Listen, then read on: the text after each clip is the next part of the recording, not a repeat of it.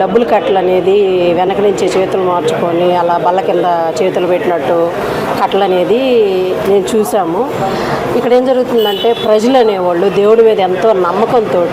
వాళ్ళు కూలి పని చేసుకోనో లేకపోతే డబ్బులు బిజినెస్ మ్యానో వివిధ మార్గాల్లో డబ్బులు సంపాదించుకున్న వాళ్ళు దేవుణ్ణి నమ్మి అన్ని కొండలకి లేకపోతే వాళ్ళ ఫ్యామిలీ ప్రాబ్లమ్స్ అన్నీ పక్కన పెట్టి మరీ వచ్చి దేవుడి దగ్గర వాళ్ళ డబ్బులు అనేది సమర్పించుకుంటున్నారంటే వాళ్ళ కోరికలు తీరుతాయని కానీ లేకపోతే ముందు వాళ్ళ కోరికలు తీరాలని కానీ వీళ్ళు ఇంత కష్టపడి తీసుకొచ్చి